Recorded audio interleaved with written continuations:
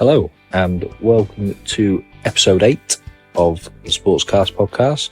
This week, myself and Jordan have a bit of a discussion around the Formula One summer break, who's taking whose seat and whose future is where. Then we move on to the Olympics, discuss numerous sort of aspects that have happened across the first 10 days or so, and then a little bit of a look forward to the football being back.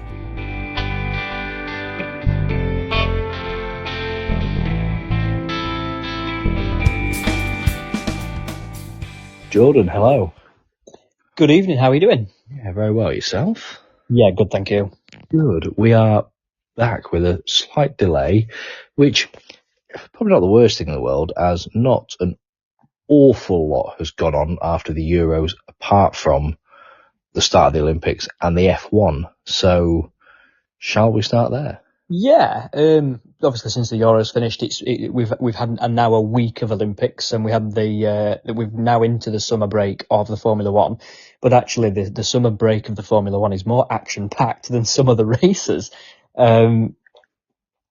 We've had some movement already. We're only a week into the summer break. I think as well. I don't think it'll be the end either. I mean, I know there's still a couple of places up for grabs and things like that, but with Perez's show in Spa, I still don't think his seat is safe for the rest of the year. And depending on what you want to believe online, there's rumours around Ricciardo turning up for the rest of the season, doing the old Red Bull, doing their old tricks that they did with Albon and Gasly. Yeah, 100%. The unique thing about Formula One is that a contract isn't necessary. Just because you've got a contract, you're in contract, or you've just renewed your contract, it's no guarantee that you will still be racing for that specific team or in Formula One at all. We have seen in the past that teams have completely cut contracts and have decided to pay the driver out in lieu of replacing them and for the sake of points. But then just as recently as this season, we've seen drivers pulled out. Last season, drivers pulled out halfway through the season and replaced. Yeah, so, which is where obviously Danny Rick came back into it last year. Yeah, exactly. What we've seen so far is that Bearman and Ocon have been confirmed as Haas drivers for next year, which I'm not Ocon's greatest fan. I know you're slightly more warm to him than I am, but I think he was let go from Alpine for some questionable moves and questionable driving and team kind of. Yeah, he wasn't 100% kind of aligned with the team's vision. It would probably be the most HR thing to say, but he's secured his place at Haas, which I think is a reasonably good move for him given the alternative. And then also Bearman, which surprised me. He was just, Ferrari, either test driver or Ferrari third seat. He had a good point scoring debut last season for Ferrari, given Carlos Sainz's appendix. And he's going to be joining Haas next season for his first season in Formula One. I think the Bearman thing looks good. I think it's a welcome in for a year or two to see sort of probably take Hamilton's seat when he leaves Ferrari, maybe. Is the Ferrari, that's his,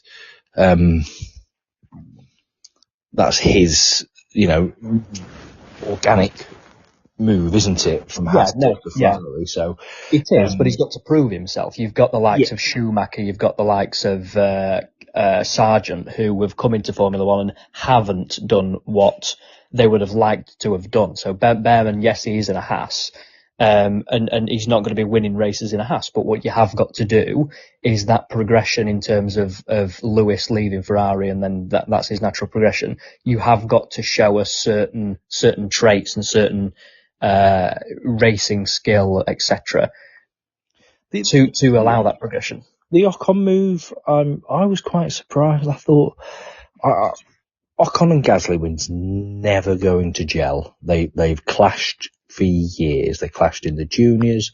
They're from the same little village in France at the same age. They've just been at each other for years. They've never got on. So when you put the two French drivers at a French team, it looks great on paper. It looks great for the media. It's a nice little PR for the sponsors. But that is where it starts and finishes for me. Those two are two drivers. But also, Ocon's had run-ins with Max and things like that in the pit wall, so maybe there is more to it. I think he just... you've got 20 people there individually that are incredibly selfish, but part of a very big team. And I think there's always going to be clashes of character. Yeah, 100%. The biggest or bigger news of the week from Formula One this week is Sainz to Williams, which I actually can't decide whether I'm happy about.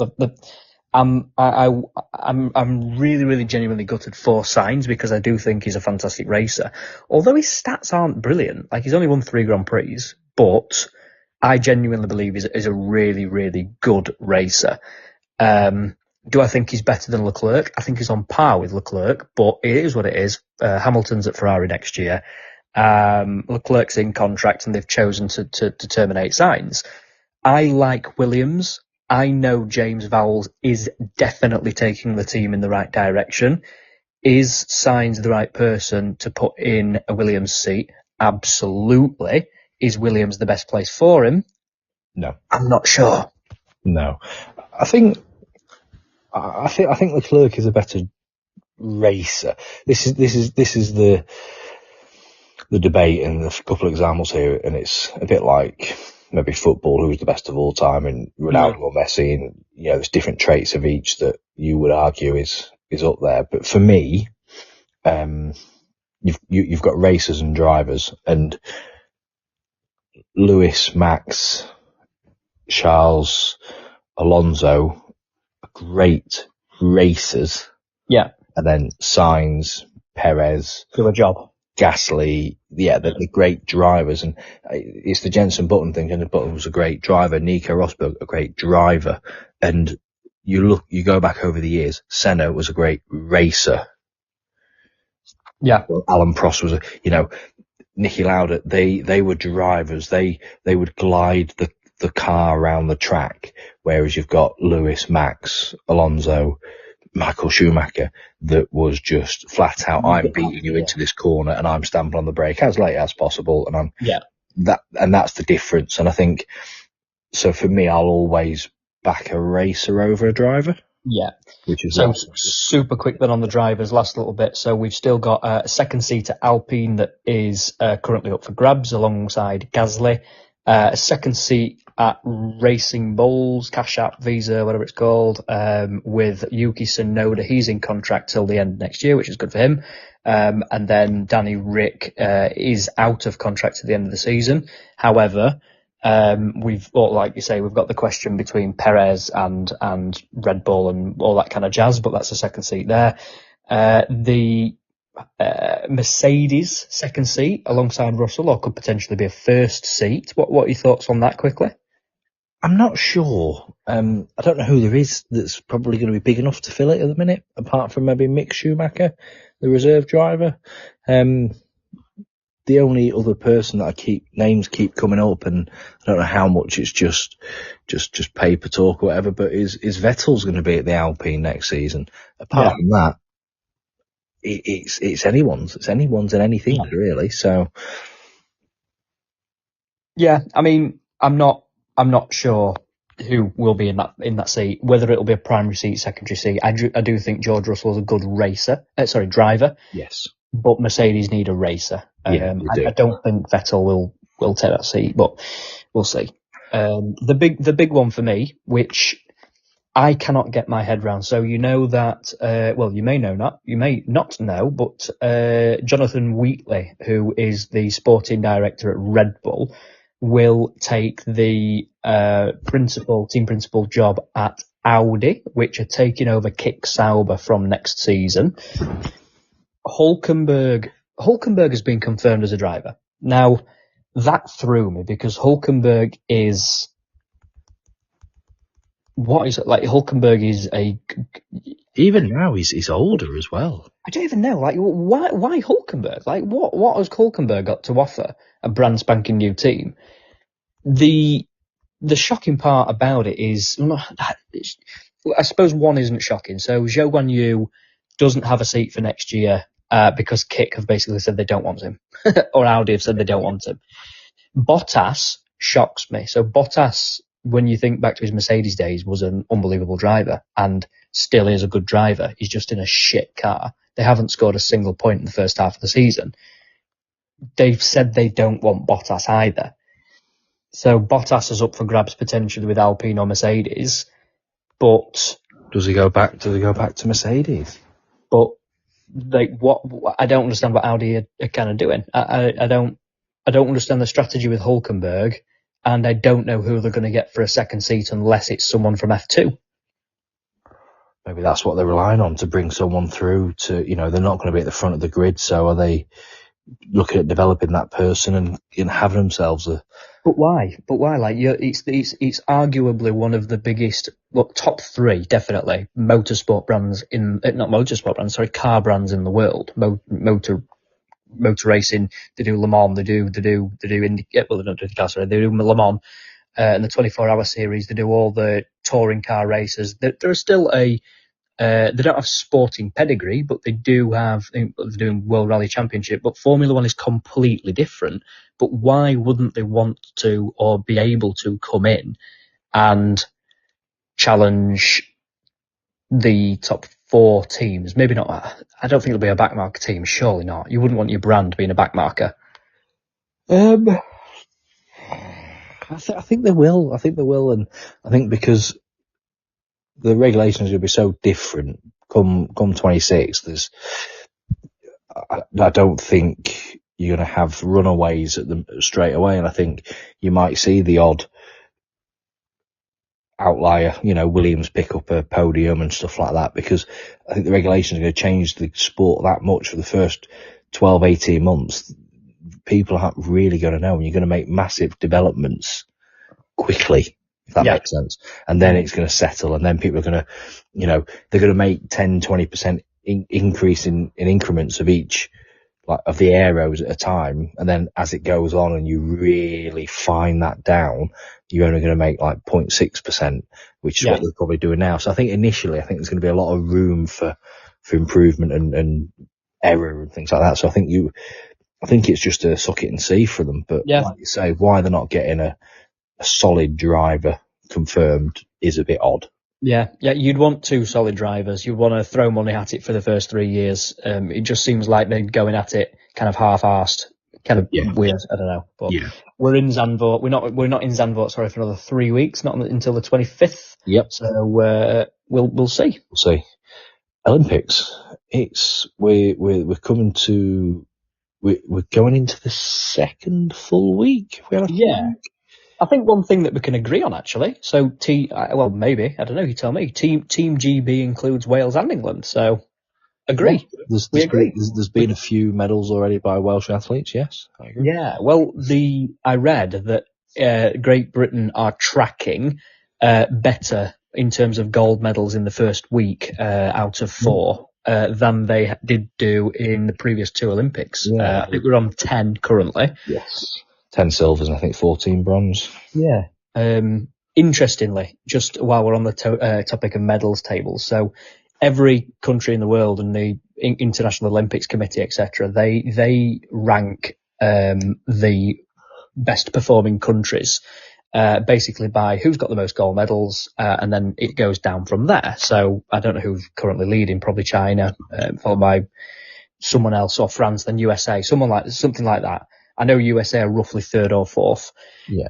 Fox News tweeted yesterday that the USA were currently winning in terms of the Olympics, and the reason that they did that is because they are probably the only country in the world that reports overall medal total. Yes. As the which I think is the most American thing to do in the entire world. But I saw another tweet where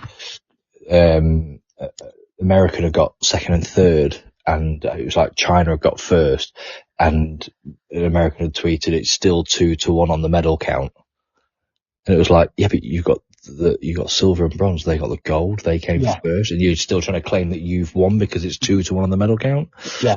Yeah. I think it's the right thing to do it by the gold, obviously, because that's what everyone does. And I think if you've got a humongous team that compete in every single event, then obviously you're going to get a higher medals total than someone like St. Lucia, who aren't going to be competing in the shooting, in the gymnastics, in the so.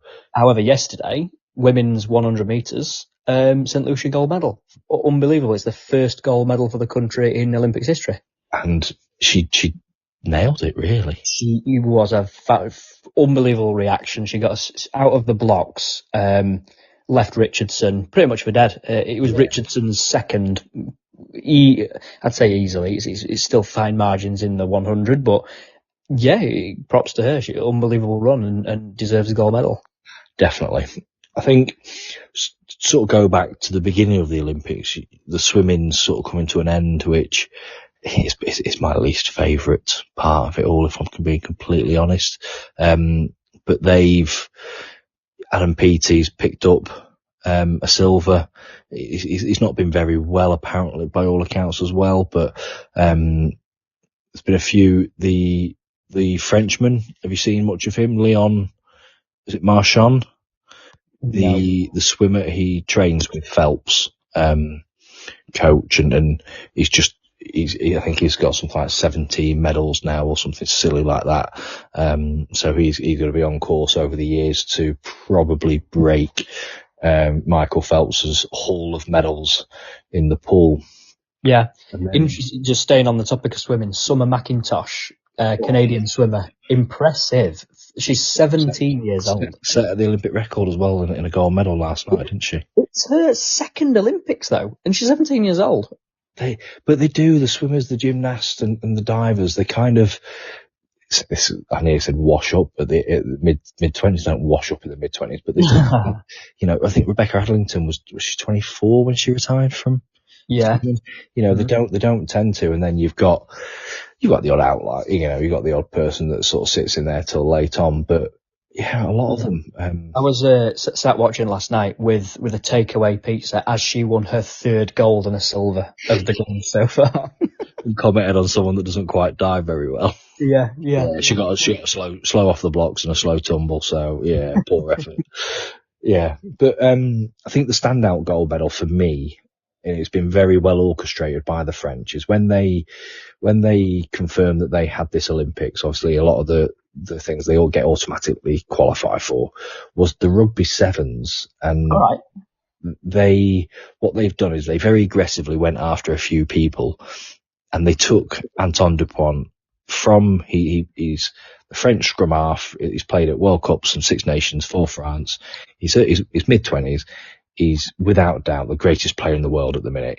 What he does on the pitch is just incredible. And what they did was, turn of the year was turn around to him and, I assume, pay him a boatload of money to not compete in rugby 15s and to turn his attention to the sevens. And put in perspective, this is the fourth Olympics that rugby sevens has been part of. And Fiji have won the last 3 gold medals. So Fiji have never lost an Olympic sevens game ever. And they played France in the final. And there was 42 seconds or something silly like that on the clock. And he picked the ball up inside his own 22. And he's just ran round everybody. Wow. And don't get me wrong, I'm going back because it was the second day of the Olympics. He didn't score the try. He handed off for someone else who went in, but then he did score again very quickly afterwards, and he was just instrumental. So what France basically did was say, we want to win this gold medal, we want to win that gold medal, we're going to go out and get the very best people. And you can't do it in things like the boxing because you have to be an amateur. Once you turn pro, you cannot compete in the boxing. But in things like the football and the rugby, they've just gone and got as many top professional athletes as they possibly could. Well, interesting then. Answer me this if you know. So that the football has been relatively poor, not poor, but surprising. So you've had some really random results. Yeah. It's under 23s, isn't it? But there's also, so what happens is your Euros and your World Cups are FIFA accredited. The Olympics isn't. So your clubs aren't obliged to release you for the Olympics. Okay, so like for example, like Spain play Morocco and France play Egypt tomorrow. That if you were to have a World Cup and every team in the world qualify, you would never get those teams. And Argentina have obviously been knocked out. The United States got as far as they did. Yeah.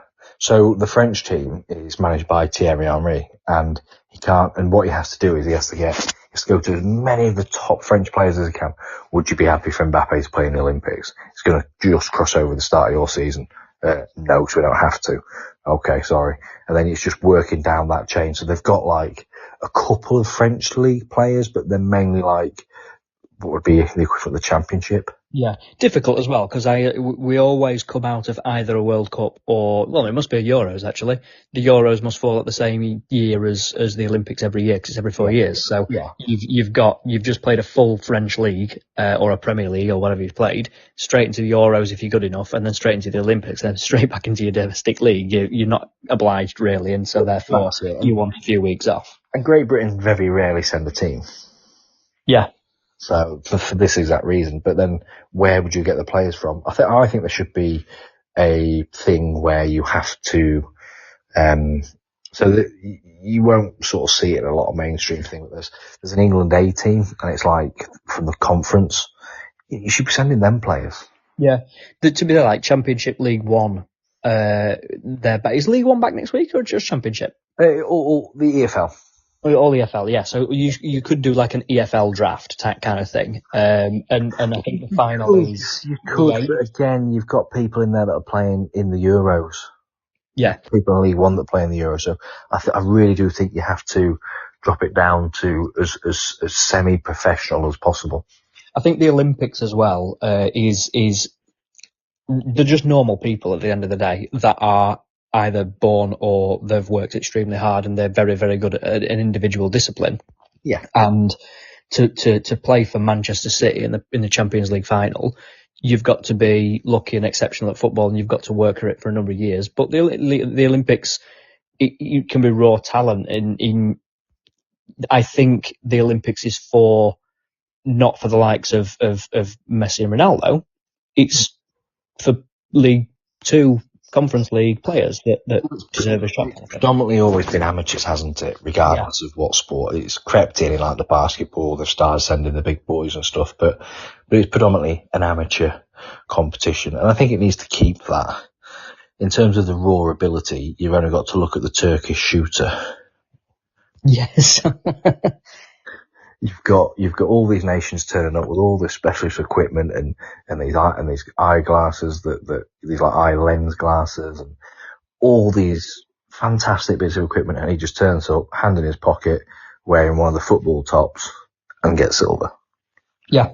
Incredible. And that's just raw talent. Speaking of the football and the Championship and the EFL, it's back next week. This week? Yeah, Friday. Depends. One question I have, one really random question. I've obviously missed it, and I think probably lots of people may have missed it. Why are Sheffield United starting on -2 points? They've had a few financial fair plays. Have they? Yeah, I'll be interested to see Leicester's, because I can't remember the exact ins and outs, but Leicester might be starting on 0. But when they next get relegated, so because the Premier League is owned by the Premier League clubs and the EFL's not owned by the clubs, they've had FFP broken in the Championship, so they can't penalise them in the Premiership. So so basically, if they spend 3 years in the Premiership, they're all right. If they then get relegated, they're going to go into the Championship and start on like -10 points. Yeah. So Sheffield United wouldn't be from the season gone. It would have been from the season before that, when they were back in the Championship.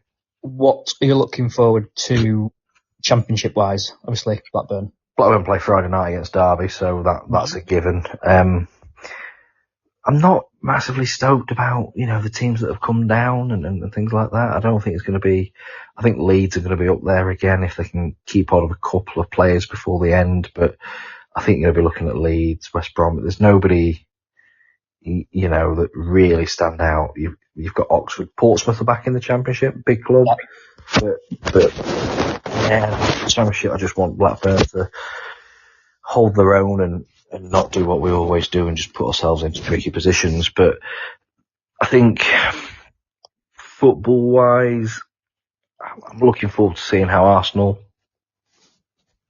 start the following week, because I think their battle against City was probably the only really massively interesting thing. Yeah. What about yourself? Apart from the betting side of it. Yeah, I'm not. Yeah, it's nice to have something to have a flutter on, but no, generally, I can't see.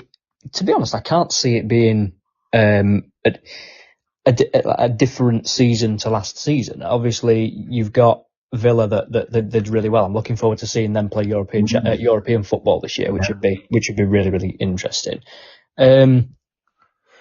I would like to see the three teams that went up not go down, and I think Ipswich and Leicester have got a really reasonable chance at that at staying up. Personally, I agree with that. I'd like to see Manchester United do a little bit better. They've had a torrid couple of years, not really gelling. I think the team under Ten Hag, I don't necessarily. I think they're individually they are good players, but as a team they're not gelling and they're arguing amongst themselves and stuff like that. And sulking. Sulking exactly. And I just don't think that. Well, clearly the results show that that's not the way to run a team. So, I think I'd like to see the teams that stayed up or came up stay up. I'd like to see somebody push City and Arsenal. Liverpool kind of hovering around 82 points last season, but they never pushed City or Arsenal. No, and with the new manager, I'm not convinced it'll happen straight away either. No. It's just nice to have something back every weekend that, there's going to be great talking points of big VAR decisions and horrific red cards and everything else in between. 100%. So I'm looking forward to it. Well, we will catch up next week where James will be back and hopefully we'll know a little bit more around who's racing where and who's got the infamous Mercedes seat.